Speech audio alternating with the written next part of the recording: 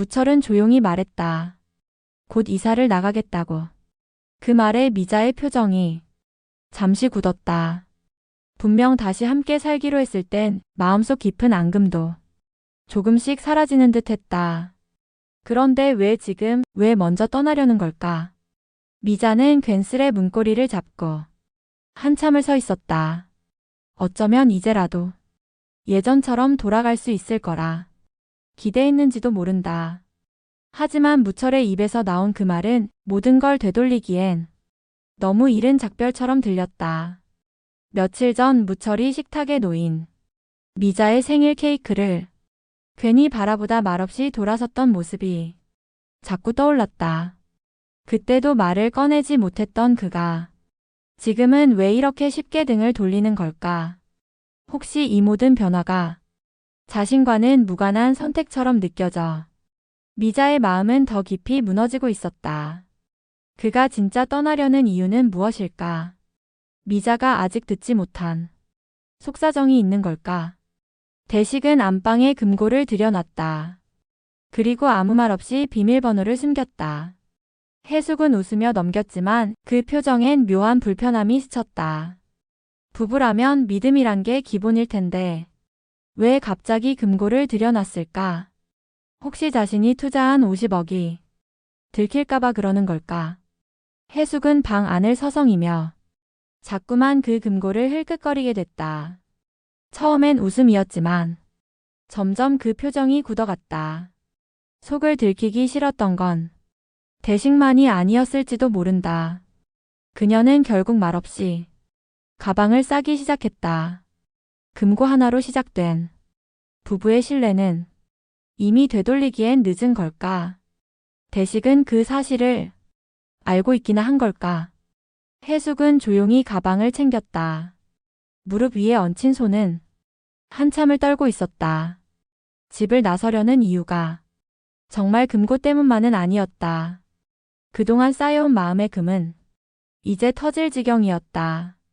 그녀는 복권 당첨 후에도 단 한 번도 편해본 적이 없었다. 돈이 많아졌는데 마음은 오히려 더 좁아진 것 같았다. 대식의 눈을 피해 문을 열고 나오는 순간 복잡한 감정이 덮쳐왔다. 설명도 변명도 이젠 의미 없다고 느껴졌다. 그가 몰랐던 진심은 말하지 않은 채 가방 안에 넣고 해숙은 조용히 문을 닫았다. 그녀는 진짜로 돌아오지 않을 생각일까? 대식은 복권이 모든 걸 바꿔줄 줄 알았다. 지긋지긋한 가난도 끊이지 않던 갈등도 그렇게 생각하고 그렇게 믿고 그렇게 숨겨왔다. 하지만 당첨 사실이 들통난 날 가족의 얼굴에서 기쁨보단 실망이 먼저 피어올랐다. 왜 말 안 했냐는 말 한마디에 대식은 더 이상 아무 말도 할 수 없었다. 지켜주고 싶어서였다고, 모두를 위해 그랬다고. 이젠 말해봤자 변명처럼 들릴 뿐이었다. 돈은 많아졌지만 마음은 더 멀어졌다. 복권이 가족을 지켜주는 게 아니라 하나씩 무너뜨리고 있다는 걸 그제서야 깨달았다. 지금이라도 다시 붙잡을 수 있을까? 이미 신뢰는 한참 전에 떠나버린 것 같은데 미자는 우연히 대운빌딩 앞을 지나가고 있었다.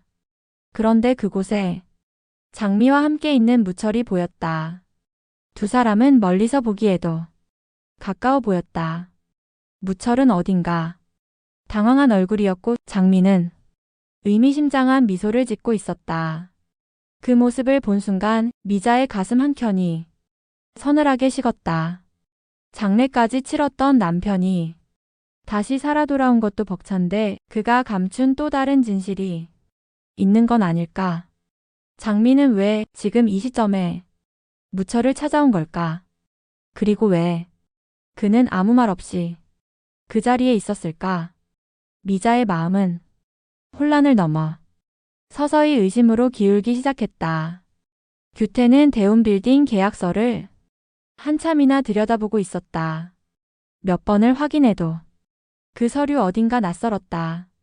무철이 기억을 잃기 전 그가 마지막으로 맡겼던 명의, 그걸 지키겠다고 했던 자신은 어느새 장 대표의 이름을 머릿속에 떠올리고 있었다. 그 순간 사무실 문이 벌컥 열렸다. 장 대표는 아무렇지도 않게 규태를 불러세웠고 마치 오래전부터 알고 지낸 사람처럼 이야기를 건넸다. 규태는 긴장했다. 하지만 그것을 드러내지 않았다. 그의 머릿속엔 무철의 말이 자꾸 떠올랐다. 내 건물이 언제부터 너 거였지? 그 말은 단순한 오해였을까? 아니면 무언가를 알고 한 말이었을까? 장 대표와 장미 그리고 규태. 그들을 하나로 묶고 있는 그 계약은 정말 정당한 것이었을까? 미지는 혼자였다. 도움을 청했을 때 부모는 모른 척했다. 처음엔 바빠서 그러겠지 그렇게 이해하려 했다. 하지만 알고 보니 부모는 이미 복권에 당첨된 상태였다.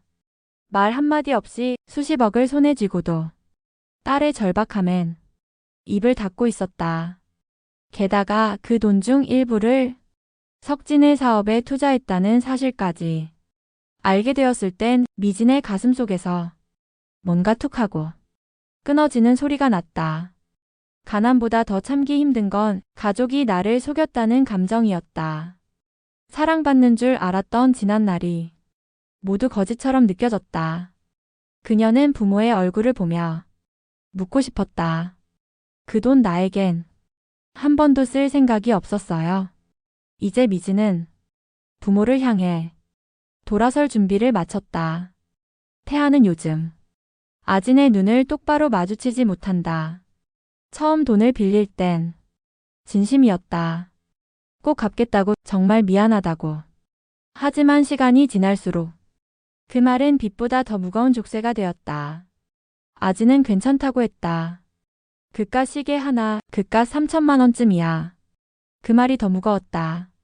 무철이 사라지고 가족이 무너지고 태아는 하루하루 무너져가는 기분이었다. 그런 그를 향해 아진은 늘 묵묵히 기다렸다. 그래서 더 무서웠다.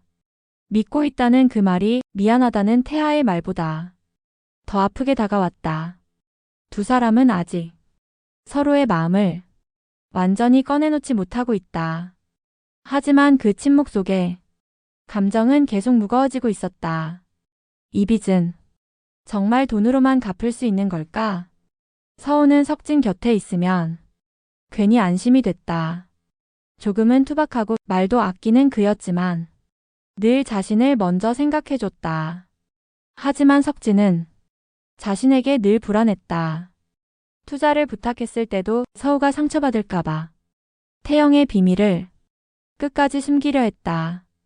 그러다 결국 모든 게 드러났고 서우는 울고 있었다. 그 눈물을 보는 순간 석진은 알았다. 자신이 지키려던 건 돈이 아니라 그녀의 마음이었다는 걸. 그러나 사업은 실패했고 가족의 신뢰는 흔들렸고 그는 점점 말이 줄어들었다. 그런 석진을 서우는 탓하지 않았다. 그저 그 옆에 서 있었다. 사랑은 말로 하는 게 아니라 책임으로 보여주는 거라는 걸 둘 다 조금씩 알아가는 중이었다. 하지만 그 책임이 또 다른 희생이 되어버리진 않을까? 규태는 요즘 자꾸만 장미의 얼굴이 떠오른다. 어디서 본 적이 있는 것 같은데 정확히는 기억나지 않는다. 하지만 이상했다. 무철을 언급하는 그녀의 말투. 그 속에 묘하게 섞여있던 연민과 계산. 그녀는 과거를 말했다. 마치 진짜 있었던 일처럼. 하지만 무철은 그런 기억이 없다고 했다. 기억을 잃었기 때문일까? 아니면 정말 그녀가 지어낸 이야기일까? 규태는 흔들리고 있었다. 자신이 지켜야 할 사람이 무철인지 자신인지 아니면 장미인지 점점 헷갈려지고 있었다. 그리고 그 순간 장 대표의 이름이 규태의 귓가를 스쳤다. 모든 게 연결되어 있는 건 아닐까? 기억을 조작한 건 과연 누구일까? 그리고 그 거짓은 누구를 위한 선택이었을까? 이제 거짓과 진심이 엇갈린 그들의 선택은 과연 어떤 결말을 향하게 될까요? 다음 이야기에선 숨겨졌던 진실이 조금씩 드러나게 될지도 모릅니다. 구독과 좋아요, 알림 설정은 더 깊이 있는 이야기를 만드는데 큰 힘이 됩니다. 지금까지 이야기를 사랑하는 채널 드라마 놀이터였습니다. 감사합니다.